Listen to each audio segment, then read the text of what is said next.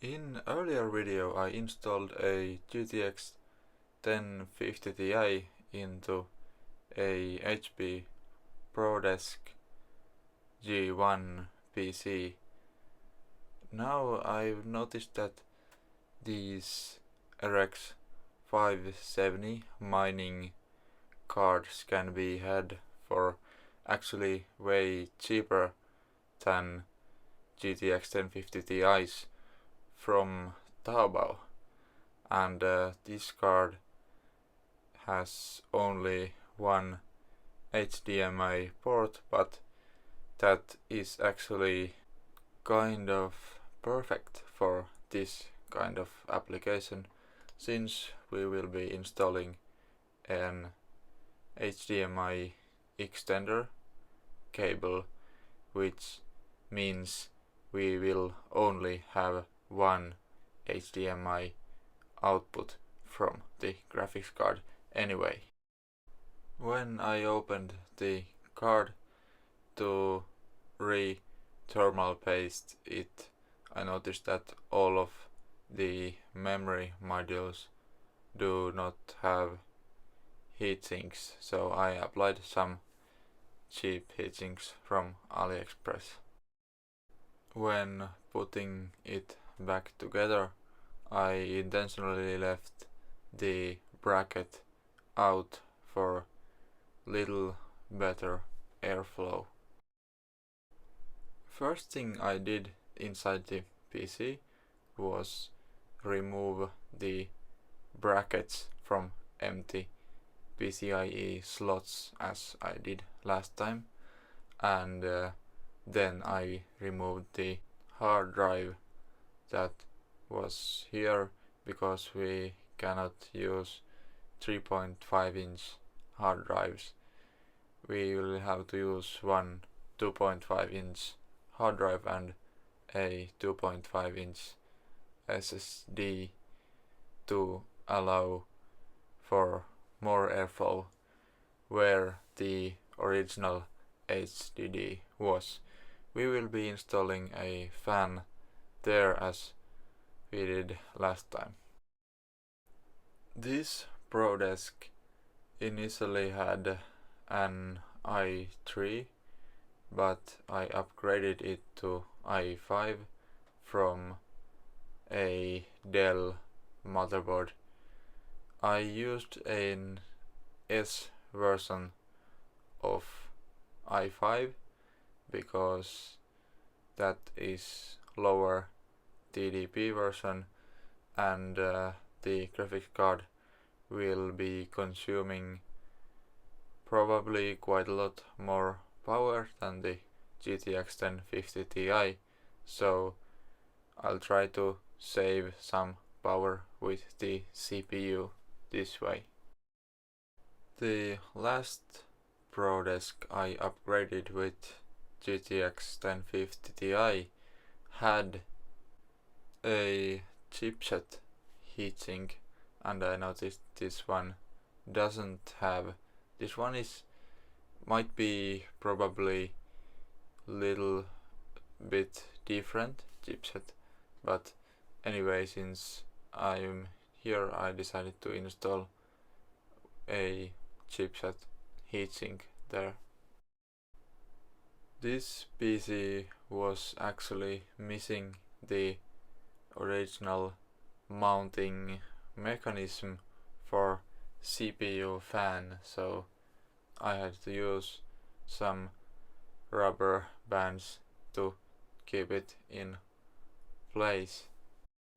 The fan I was installing as CPU fan was only 3-pin fan, and maybe HP requires 4-pin PWM fan, because every time I booted it said CPU fan not detected, so I installed the case fan, which was 4-pin to the CPU fan header and CPU fan to the case fan header. I used a SATA to 6-pin adapter to power the card, and basically everything else is the same as I did with the GTX 1050 ProDesk, except this time the card doesn't have DVI port, so we cannot use that to mount it more securely, but I think it's going to stay in place.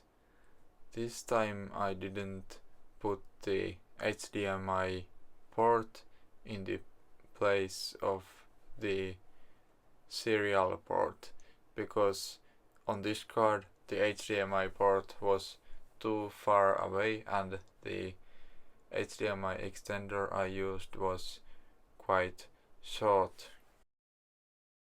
A problem with the way I mounted the HDMI port on a PCIe slot bracket is that there's no screw in this computer which should hold the PCIe brackets in place, and sometimes while inserting the cable it can move a bit and move out of its place. I will show at the end of the video my solution to this problem. With the graphics card installed, I decided to try some LED fans in this computer. The fan I'm using is 90mm, so it is bigger than the standard Lenovo fan I used before on this and on the GTX 1050 one, and actually this fan is too big to mount the same way, and one of the rubber grommets actually broke, and I'll show at the end of the video how I fixed that. Initially I had some problems with this graphics card I didn't have with the 1050 Ti, namely that the colors are off and more. At first I tried to flash it with another card's BIOS with another PC, but the BIOS size on this one is different than on any other RX570 or 470 I could find. In the end I just changed some BIOS settings around. I don't know exactly what of them worked, but eventually I got normal display. While running Prime 95 and MSI Combustor, the power stays well in check, and maybe I could even use better CPUs than this low powered one. There are the 3D Mark time SPI scores for the 1050 Ti and this RX 570 version, and as you can see the CPU score on this one is lower because this one has less powerful CPU. Actually games run quite badly at the start, but when I disabled Spectre and Meltdown protection with GRC in Spectre, the performance improved drastically, and after that it could do GTA high to very high settings, 70 FPS, Prey, the new Prey, high settings 60 FPS, Shadow of the Tomb Raider high settings 50 FPS, CSGO 150 FPS at low to medium, and Fortnite 120 FPS also low to medium settings.